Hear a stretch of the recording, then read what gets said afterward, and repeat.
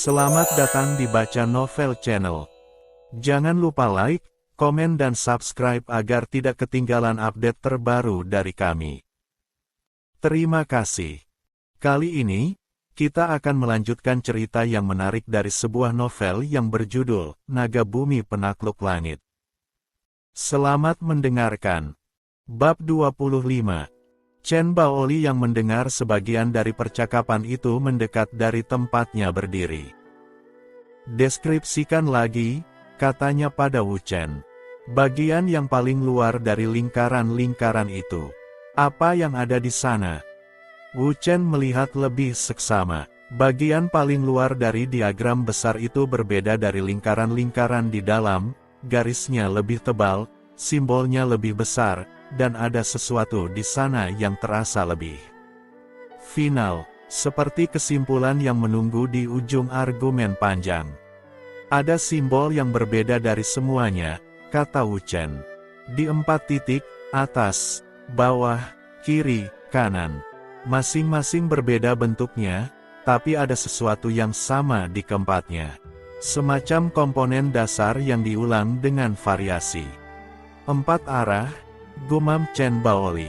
4 elemen, kemungkinan, atau 4 tahap. 4 tingkat, kata pria tua dari belakang. Semua orang menoleh. Pria tua berjalan mendekat dengan cangkir tehnya, ekspresi wajahnya terlalu biasa untuk situasi ini. 4 tingkat terakhir, lanjutnya. Kalau yang ada di sini adalah sepertiga dari keseluruhan sistem, maka 4 simbol di ujung itu adalah penanda dari apa yang ada di luar bagian ini. Yang belum ada di sini. Yang ada di pelipismu, kata Chen Baoli. Ya, pria tua meneguk tehnya. Di sana. Berarti apa yang ada di dinding ini hanya fondasi, kata Wu Chen. Fondasi yang baik adalah setengah dari bangunan, kata pria tua. Jangan meremehkan fondasi.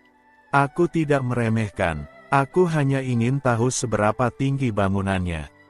Pria tua menatapnya, ada sesuatu di matanya, campuran antara penilaian dan sesuatu yang lebih hangat. Setinggi yang kau mau bangun, bocah. Itu yang selalu menjadi jawabannya. Menjelang siang, Wu Chen mundur dari dinding ukiran. Matanya panas. Pikirannya penuh dengan cara yang tidak nyaman namun memerlukan jeda. Seperti perut yang sudah makan terlalu banyak, bukan karena tidak mau lagi, tapi karena ada proses yang tidak bisa dipercepat. Chen Baoli menghampirinya. Ada waktu, tanyanya. Untuk apa? Aku ingin melihat langsung bagaimana kau mengaplikasikan apa yang ada di ukiran itu dalam situasi yang lebih dinamis. Wu Chen memandangnya. Kau ingin latihan tanding?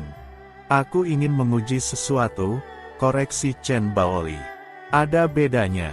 Latihan tanding adalah 2 orang yang saling belajar dari benturan. Yang ingin kulakukan adalah 1 orang yang belajar sementara yang lain memberikan kondisi untuk belajar itu. Wu Chen berpikir sebentar, lalu berdiri. Baik. Pria tua yang dari tadi duduk tidak jauh dari sana berteriak tanpa menoleh, jangan sampai ada yang mati. Kita masih butuh kalian berdua untuk jalan pulang. Aku tidak berencana membunuh siapapun, kata Chen Baoli datar. Aku bicara ke bocahnya. Wu Chen memilih untuk tidak menanggapi itu. Mereka berdiri berhadapan di area terbuka di tengah lembah. Lin Suer duduk di batu besar di sisi dengan catatan kain hitamnya. Aku akan menyerang dengan 30% kekuatan, kata Chen Baoli. Tugasmu bukan menghindar atau memblokir. Tugasmu adalah merespons dengan prinsip efisiensi yang tadi kita bicarakan. Sedikit energi terbuang. Wu Chen mengangguk. Ia menetapkan kuda-kuda, lebih rendah dari biasanya sesuai dengan apa yang ia pelajari dari ukiran. Napasnya masuk ke ritme yang lebih dalam dan lebih lambat dari ritme pertarungan yang biasanya. Chen Baoli bergerak. Langkahnya pertama lambat, sengaja, untuk memberi waktu Wu Chen membaca. Tangannya terangkat dengan gerakan yang mengandung potensi serangan dari 3 arah berbeda. Wu Chen merespons. Bukan dengan bergerak cepat, ia bergerak setengah langkah, hanya setengah, ke sudut yang memutus 2 dari 3 kemungkinan serangan Chen Baoli sekaligus. Gerakan yang sangat kecil namun mengubah seluruh geometri situasi. Chen Baoli berhenti, menatap Wu Chen, lalu mengangguk sangat pelan. Lagi, di belakang batu besar, pria tua yang seharusnya sedang istirahat membuka satu matanya, lalu menutupnya lagi. Namun sudut bibirnya bergerak dengan cara yang tidak bisa disebut lain selain senyum yang berusaha disembunyikan. Bersambung. Bab 26.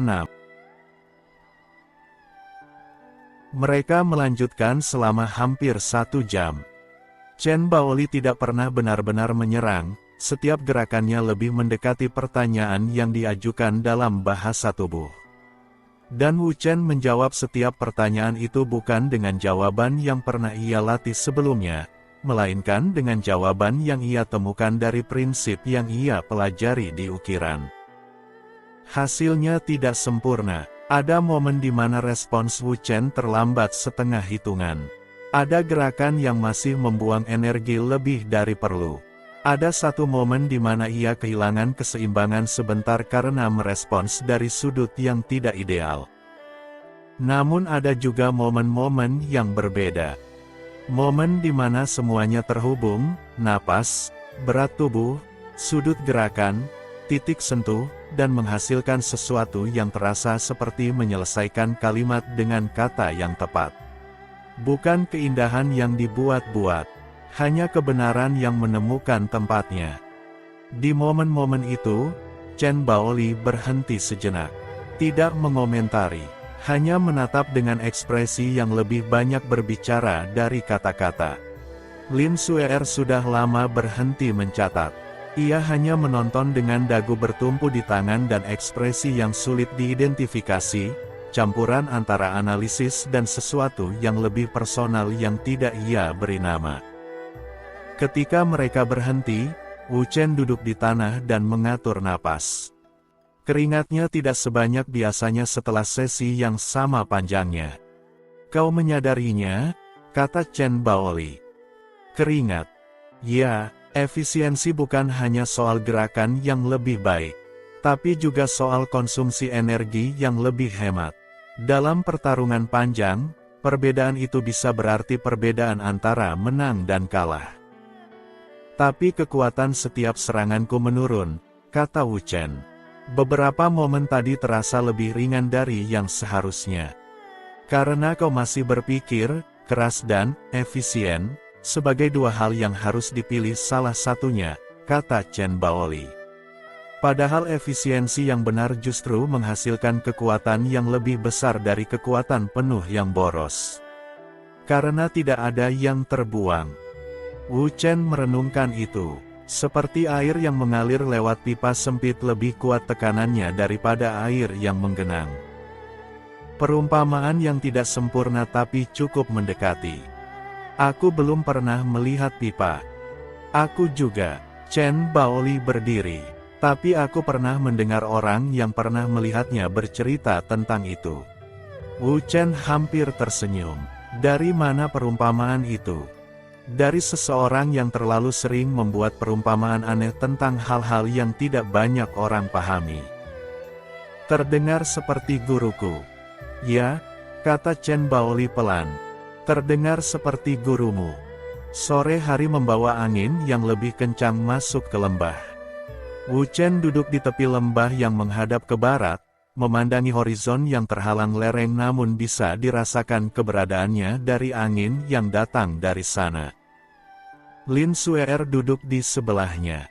Jarak yang sudah menjadi semacam standar tidak terucapkan di antara mereka. "Apa yang akan kau lakukan setelah ini?" tanya Lin Suer.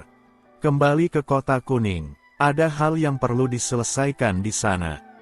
Lin Suer menatap horizon yang tidak terlihat itu. "Perguruan awan ungu memintaku kembali segera setelah urusanku di Kota Kuning selesai."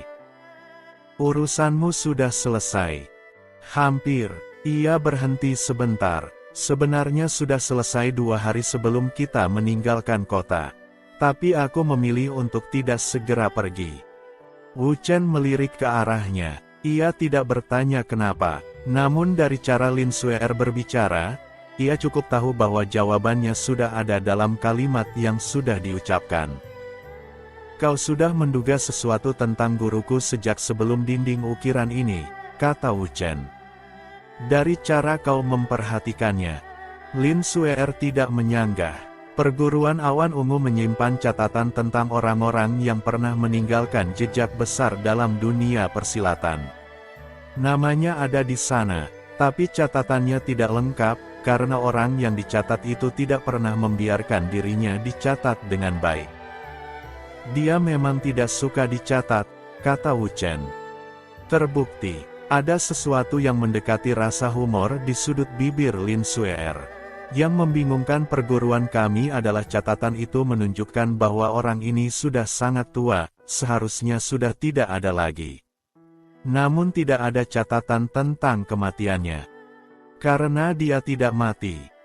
Jelas sekarang, Lin Suer menatap Wu Chen. Tapi pertanyaannya adalah mengapa? Tidak semua orang dengan kemampuan seperti yang ditunjukkan dalam catatan itu bisa bertahan selama itu. Wu Chen memikirkan itu. Mungkin jalur fisik mengubah sesuatu yang lebih dari sekadar kekuatan, katanya akhirnya. Mungkin itulah yang ada di bagian ukiran yang belum kubaca. Lin Suer diam sejenak, lalu berkata pelan, kalau itu benar, maka pengetahuan yang ada di lembah ini jauh lebih besar dari sekadar sistem pertarungan. Angin berhembus dari barat, keduanya terdiam. Dan di sisi timur lembah, tanpa mereka sadari, pria tua dan Chen Baoli sedang duduk berdua membicarakan hal yang sama persis dari sudut yang berbeda. Bersambung. Wah, rekan-rekan, cerita ini makin seru ya. Jika Anda menyukai cerita ini, dukung kami terus, dan sebarkan kepada kawan-kawan penikmat cerita lainnya. Sampai jumpa lagi di bab selanjutnya.